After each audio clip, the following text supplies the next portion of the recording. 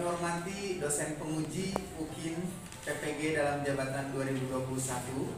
Perkenalkan, saya Angga Andriana SPDI, guru DMA Pementasan Kabupaten Bandung, sekaligus mahasiswa PPG LPTK UIN Yogyakarta, angkatan pertama tahun 2021. Hari ini akan praktek mengajar di hari Senin tanggal 13 September 2021 di kelas 10A. Materinya tentang bab 1, Al-Quran adalah wahyu Allah. Lebih lengkapnya kita simak video berikut ini. Terima kasih. Assalamualaikum warahmatullahi wabarakatuh. Waalaikumsalam warahmatullahi wabarakatuh. Apa kabar semua? Baik. Alhamdulillah, luar biasa. Alhamdulillah, mudah-mudahan semuanya dalam keadaan sehat walafiat, baik sehat lahir maupun sehat batin. Amin ya Allah ya Rabbal alamin. Nah, sebelum Bapak memulai, Bapak ingin kalian mengkondisikan terlebih dahulu tempat duduk. Nah, di sini ada yang kosong. Silakan yang berdua atau yang di belakang boleh berpindah terlebih dahulu, silakan. 2 orang.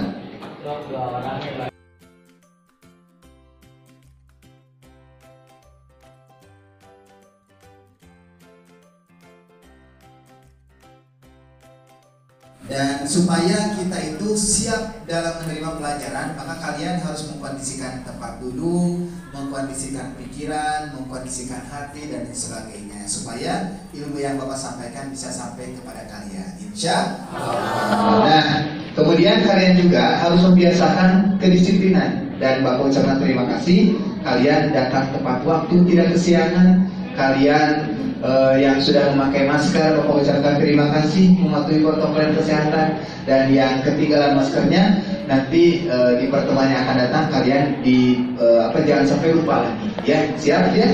Insya Allah. Dan memang disiplin itu sangat penting bagi kita semua, ya. Nah, supaya kita berkah, kita akan berdoa terlebih dahulu. Silakan untuk KM pimpin berdoa di hari ini.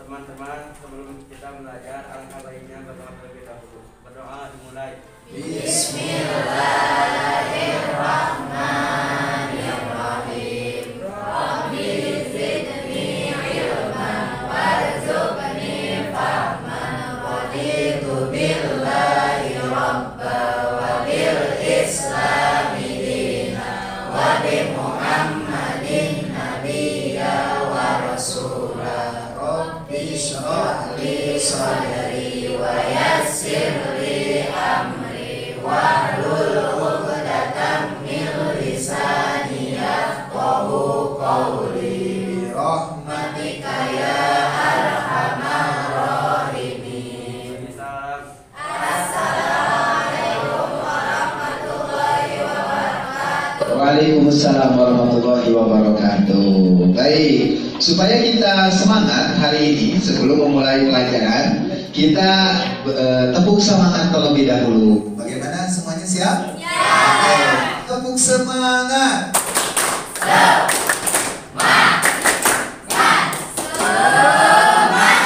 Oke, tepuk tangan untuk kalian semua. Luar biasa ya.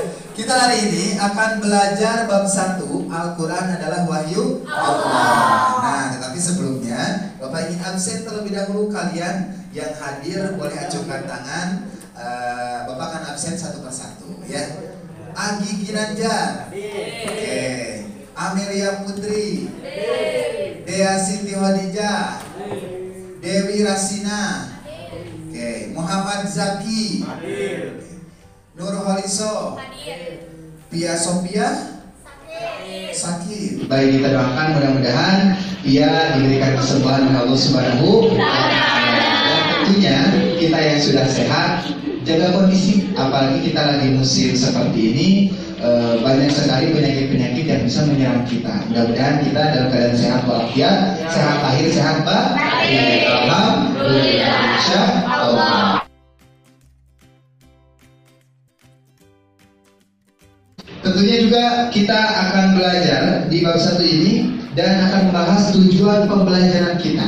Nah, yang pertama kita akan menjelaskan tentang pengertian Al-Quran menurut siapa? Para ulama.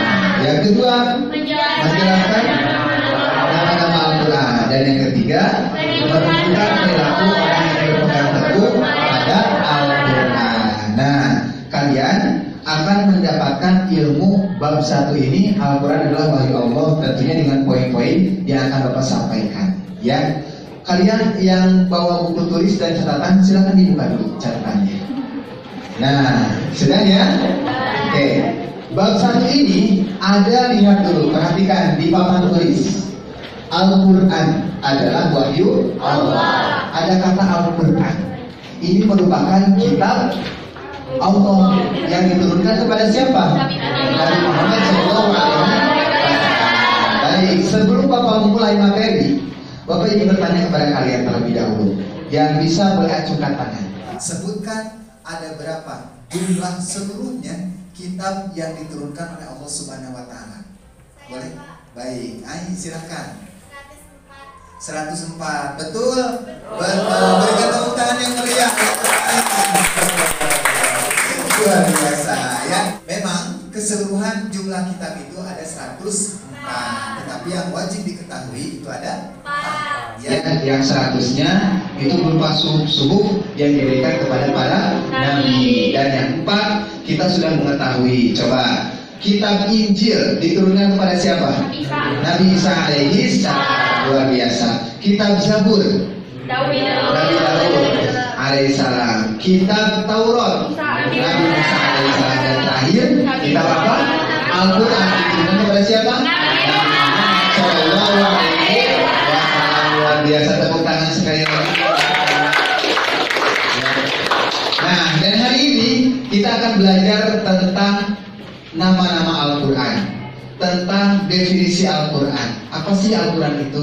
Baik, yang pertama kita akan membahas definisi Al-Quran terlebih dahulu menurut para ulama. Nah, di catatan kalian yang sudah Bapak share, Al-Quran itu didefinisikan oleh beberapa pakar atau oleh beberapa ulama. Yang pertama, Al-Quran dijelaskan oleh Imam ataupun Syekh Al-Widjani. Ya, Quran berasal dari kata qoro'a, yang Quran, ya, yang berarti apa? Bacaan.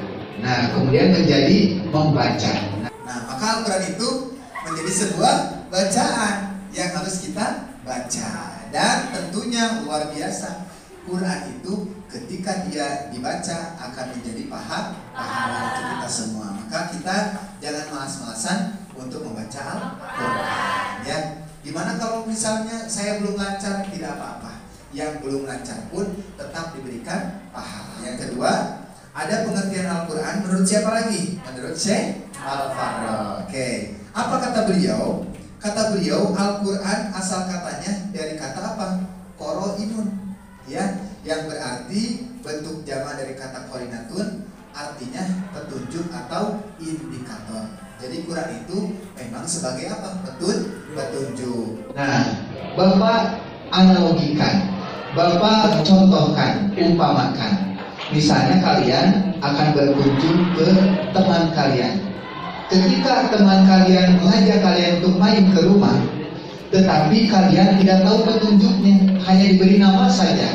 Misalnya, Ai disuruh oleh Ahmad misalkan main ke rumah, ya, hanya disebutkan daerah Banjarannya saja. Misalkan Ai mainnya nanti ke rumah saya ke Banjaran. Nah, pertanyaannya, apakah Ai akan sampai ke rumah Ahmad? Tidak akan. Kenapa? Karena Ai tidak mempunyai petunjuk. Tapi kalau misalnya Ai diberitahu, ya, Ai mau ke Banjaran itu naik angkot ini, berhentinya di sini dan seterusnya. Kira-kira Ai akan sampai ke tujuan atau tidak? Sampai, karena sudah memiliki petunjuk. Paham? Itu pula kita dalam hidup, kita itu harus punya apa? Petunjuk, supaya kita tidak salah arah, ya. Nah, tujuan kita kemana? Ke surga. Maka jalan ke surga itu sudah jelas, adalah dengan cara ibadah. Dan jalan ke neraka juga sudah jelas, dengan cara apa? Maksiat. Nah, kalian tinggal pilih, apakah mau menempuh jalan ke surga dengan ibadah, atau menempuh jalan ke neraka dengan maksiat. Nah, kalian mau pilih kemana? Ke surga, insya Allah. Dan mudah-mudahan kita nanti dikumpulkan bersama-sama di surga. Amin. Nah, yang ketiga, pengertian Al-Quran menurut Syekh Al-Ash'ari ya, yang berikutnya. Quran itu berasal dari kata korona yang artinya menggabungkan sesuatu dengan yang lain ya. Bisa berdefinisi misalnya menggabungkan surat-surat, menggabungkan cerita-cerita, menggabungkan wahyu-wahyu dan sebagainya. Kita ambil contoh. Di dalam Al-Quran, apakah hanya menceritakan satu tokoh atau banyak? Banyak. Nah, berarti ini menggabungkan satu kisah dengan yang lain. Ya, apa itu? Baik, selanjutnya menurut Az-Zujaj, Quran berasal dari kata al-qur'u. Nah, atau al-jamu, yaitu kumpulan. Nah, Quran itu berisi tentang kumpulan-kumpulan perintah, kumpulan-kumpulan larangan, kumpulan-kumpulan cerita-cerita dan lain-lain.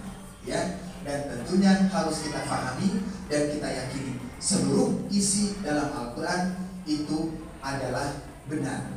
Jadi tidak ada isi ataupun tidak ada keraguan di dalam isi Al-Quran. Kita harus meyakini seluruh ayat Al-Quran itu adalah benar, ya, tidak ada yang salah. Maka kita yakini bahwa Al-Quran yang kita baca, Al-Quran yang kita punya, kita amalkan dalam kehidupan sehari-hari. Terakhir, pengertian Al-Quran menurut Asy-Syafi'i, yaitu Quran bukan merupakan bentukan dari kata apapun. Quran asal kata memang dari Quran, kata khusus untuk menamai sebuah kitab yang diturunkan oleh Allah melalui malaikat Jibril kepada Nabi Muhammad SAW. Fahim tuh? Nah, tadi kita sudah belajar tentang pengertian Al-Quran. Dari penjelasan yang Bapak sampaikan, kira-kira kalian sudah mengerti? Sudah. Alhamdulillah. Terima kasih. Dan selanjutnya, nah, poin kedua. Oke, kita akan menjelaskan nama-nama Al-Quran. Baik, boleh satu orang saja. Pernah nggak kalian mendengar kata selain kata Al-Quran? Acungkan tangan. Oke. Al-Furqan, luar biasa. Namanya siapa nih? Heni. Berikan tepuk tangan yang meriah untuk Heni. Luar biasa ya. Oke. Heni barusan memberikan penjelasan ataupun memberikan satu nama Al-Quran, yaitu Al-Furqan. Betul tidak? Betul. Al-Furqan adalah pembeda, ya, yaitu apa? Al-Quran membedakan mana yang hak dan mana yang batil, ya. Al-Quran membedakan mana kebenaran, mana keburukan, dan seterusnya, ya.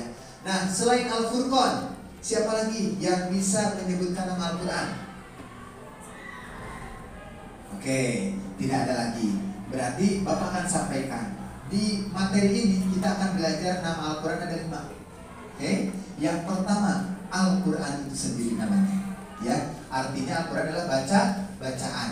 Yang kedua, Alkitab adalah tulisan yang ditulis. Yang ketiga, Al-Furqan pembeda, ya. Yang keempat, Az-Zikr sebagai pengingat. Dan yang kelima, At-Tanzil, yaitu yang diturunkan. Baik, kita ulangi, ya. Bapak simpan dulu. Yang pertama apa tadi? Al-Quran. Apa artinya? Bacaan. Yang kedua, Alkitab. Apa artinya? Tulisan atau yang ditulis. Yang ketiga, Al-Furqan. Artinya? Berbeda. Yang keempat, Az-Zikr artinya? Pengingat. Yang kelima, At-Tanzil artinya? Yang diturunkan. Luar biasa. 5 nama Al-Quran itu harus kita amalkan dalam kehidupan sehari-hari, ya. Baik itu misalnya Al-Furqan, baik Az-Zikr, At-Tanzil, dan seterusnya. Fahim tuh? Nah, dan terakhir kita akan mempelajari tentang perilaku orang yang berpegang teguh pada Al-Quran. Sebagai contoh, Bapak mau bertanya kepada kalian, ya, apakah perbuatan pacaran itu sudah sesuai dengan Al-Quran atau melanggar Al-Quran? Oke, Bapak ulangi. Apakah perbuatan pacaran itu sesuai dengan Al-Quran atau melanggar Al-Quran? Melanggar. Maka dari itu kalian yang masih muda-mudi, yang masih tentunya bergejolak asmara, kalian harus menahan, ya, dengan cara jangan pacaran. Karena pacaran itu tidak menunjukkan perilaku dalam Al-Quran. Itu baik. Demikian materi yang bisa Bapak sampaikan. Berikutnya kalian silakan berkelompok, satu kelompok 5 orang. Kalian berputar atau memilih kelompoknya masing-masing dan kalian akan mengisi lembar kerja peserta didik yang sudah Bapak siapkan di sini. Ya, ini lembar kerja peserta didik. Ada 2 kolom yang akan kalian isi. Ya, coba sebelum Bapak bagikan, silakan kalian berkumpul membentuk kelompok kecil, satu kelompok 5 orang. Silakan.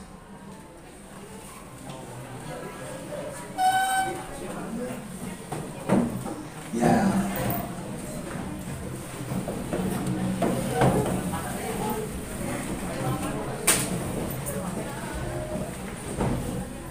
Setelah kalian dibuat kelompok seperti ini, ya, kalian akan dibagikan LKPD, lembar kerja peserta didik, dan di sini ada 2 kolom yang harus kalian isi. Bapak bagikan terlebih dahulu ya. Silakan kalian diestafetkan ke belakang. Ini masing-masing kelompok 1. Jadi kalian bisa bekerja sama untuk mengisi LKPD ini. Yang laki-laki juga boleh dibagikan ke belakang.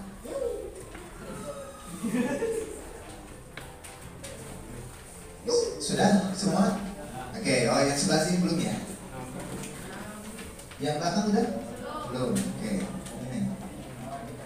Nah, langkah pertama kalian silakan isi nama kelompok, nama masing-masing kalian.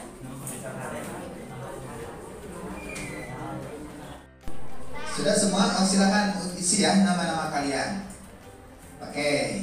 Nah, kalau sudah, perhatikan di poin-poin yang akan kalian isi.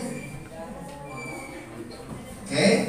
Di poin pertama, coba perhatikan. Di poin pertama, ada beberapa nama yang dimiliki Al-Quran. Kalian isi. Nah, yang tadi Bapak jelaskan. Oke? Paham? Nah, yang kedua, nah ini nih, yang kedua yang agak ke tingkat kesulitannya, ini kalau di kategori pembelajaran adalah kategori HOTS. HOTS itu Higher Order Thinking Skill, atau dalam bahasa Indonesia cara berpikir tingkat tinggi. Soal kedua ini. Oke? Nah, yang kedua begini. Baik.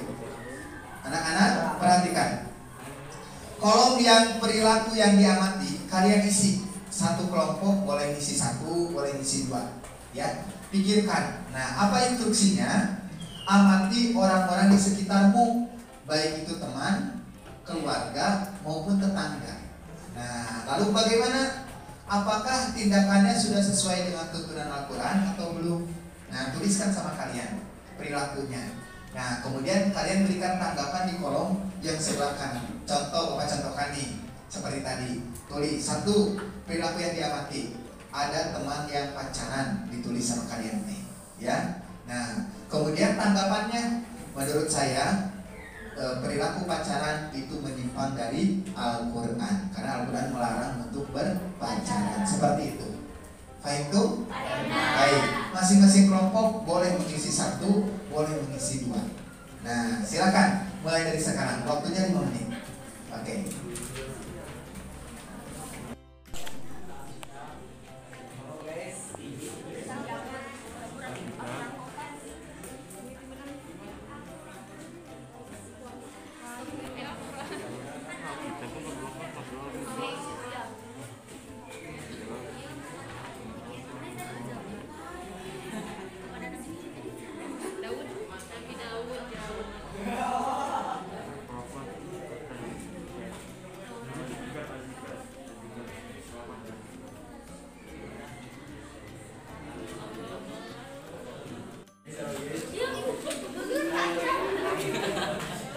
Bagaimana?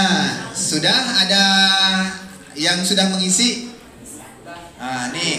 Bapak mau lihat dulu nih pekerjaan kalian. Oke. Ini kelompok ini sudah mulai mengisi nama-nama Al-Quran. Sudah. Nah, tinggal perilaku. Oke, silakan. Sama kalian diisi ya. Perilaku yang baik itu menyimpang atau perilaku yang sesuai dengan Al-Quran, silakan dituliskan. Baik, bagaimana? Anak-anak sudah? Luar biasa. Boleh satu orang saja, silakan acungkan tangan. Yang belakang mungkin ya, silakan acungkan tangan. Perilaku apa yang sudah diamati dari lingkungan sekitar, baik itu teman, keluarga maupun tetangga, silakan, boleh. Bagaimana? Bapak ingin meminta kalian untuk mempresentasikan hasil yang sudah kalian amati. Kelompok siapa yang sudah? Oke, silakan. Baik, ini dari kelompok 1, Ahmad Syarifuddin dan kawan-kawan. Baik, menurut Ahmad, sudah diamati perilaku sekitar? Oke, silakan sebutkan Ahmad. Ada salah satu tetangga yang sering juga tanggapan saya, itu salah satu tanggapannya yang bilang Al-Quran. Oke, luar biasa. Berikan tepuk tangan untuk Ahmad. Nah, baik.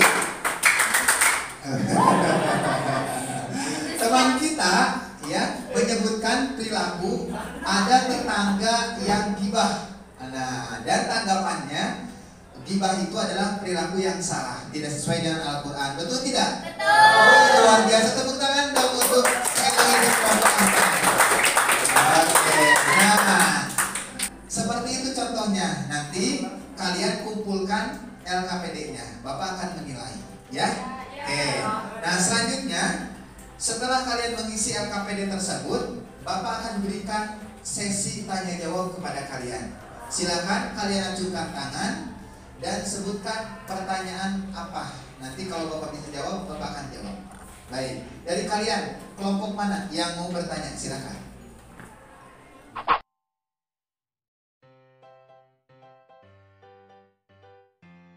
Saya Pak, saya punya sahabat, di lingkungan kita ada pengajian, tapi selama ini dia tidak pernah terlihat ikut mengaji. Apakah perbuatan tersebut tidak sesuai dengan perilaku yang dianjurkan oleh Al-Quran? Teman kita tadi bertanya, beliau mempunyai teman di satu lingkungannya, yang mana di lingkungan tersebut ada pengajian, tapi temannya itu tidak mengaji. Nah, apakah itu melanggar kaidah Al-Quran?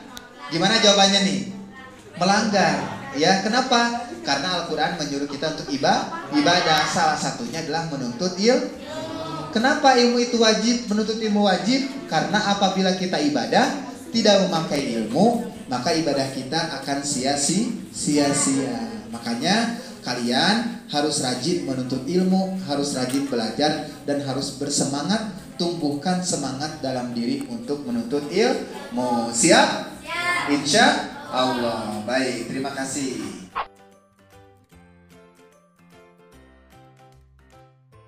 Terakhir, kita akan simpulkan hasil belajar kita di pertemuan hari ini. Kesimpulannya, yang pertama, dari penjelasan yang sudah Bapak sampaikan, ternyata pengertian Al-Quran menurut para ulama itu ada 5 macam. Baik itu dari Syekh Al-Lihyani ataupun Syekh Al-Farro, Syekh Az-Zujaj, Asy-Syafi'i, atau Al-Asy'ari. Ya, beliau masing-masing punya argumen. Ya, masing-masing punya pendapat pemikiran yang berbeda. Nah, yang kedua, menjelaskan nama-nama Al-Quran. Kita juga sudah belajar tentang nama-nama Al-Quran. Ya, dan ternyata di pelajaran hari ini kita mendapatkan ilmu yang baru, bahwa ternyata Al-Quran itu namanya bukan hanya Al-Quran saja, tapi bisa Al-Quran, bisa apa? Alkitab, apalagi Al-Furqan, Az-Zikr, dan At-Tanzil. Dan yang terakhir, kalian juga bisa menunjukkan mana perilaku yang sesuai dengan Al-Quran dan mana perilaku yang tidak sesuai dengan Al-Quran. Luar biasa. Kalian harus tetap semangat, dan inilah tentunya perjuangan kita untuk menuntut ilmu, dan ilmu yang sudah kita dapat praktekkan dalam kehidupan sehari-hari.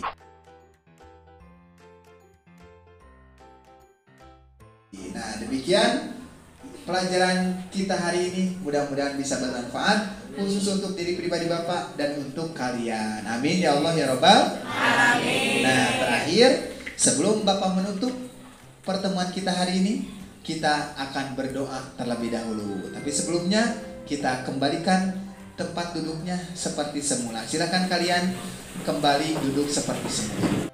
Terima kasih. Dan LKPD yang sudah kalian pegang masing-masing, Bapak ingin kalian kumpulkan. Silakan untuk diestafetkan. Dan ini nanti Bapak akan nilai ya. Dan ini menjadi nilai tambahan untuk kalian di rapot masing-masing ya. Untuk pertemuan hari ini kalian sudah mengisi LKPD. Ya, dan untuk teman kita yang tidak hadir, tentunya nanti kasih tahu bahwa kita hari ini belajar tentang Al-Quran adalah wahyu Allah. Ya, sebagai penutup kita di pertemuan hari ini, kita akan tutup dengan berdoa bersama-sama. Silakan KM untuk pimpin doanya. Kebaikan kita berdoa terlebih dahulu. Berdoa dimulai. Subhanakallahumma wa bihamdika asyhadu an la ilaha illa anta astaghfiruka wa atubu ilaik. Alhamdulillahirabbil alamin. Dan untuk PR kalian sudah di-share oleh Bapak ya di handphonenya masing-masing di grup WA. Bapak udah men-share tugas yang harus dikerjakan di rumah. Ada 10 soal yang sudah Bapak share melalui Google Form. Dan itu filenya sudah dikirim melalui grup WA. Nanti kalian kerjakan. Ya, siap? Siap. Dan tentunya ini hanya 10 soal saja. Insya Allah mudah ya bagi kalian. Dan soalnya seputar materi yang sudah kita bahas di pertemuan hari ini. Baik, demikian yang bisa sampaikan, kurang lebihnya mohon maaf. Mudah-mudahan kita ilmunya bermanfaat. Dan untuk pertemuan yang akan datang, kita akan membahas tentang kebenaran penurunan Al-Quran dan juga tentang sejarah penulisan Al-Quran. Itu akan dibahas di bab 2 di pertemuan yang akan datang, insya Allah. Demikian, terima kasih. Wa'alaikum. Assalamualaikum warahmatullahi wabarakatuh. Waalaikumsalam warahmatullahi wabarakatuh.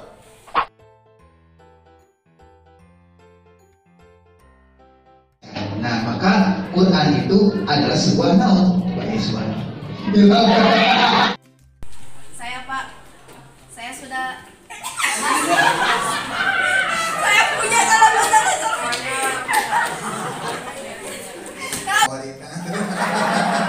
Oke, tepuk tangan untuk kalian semua.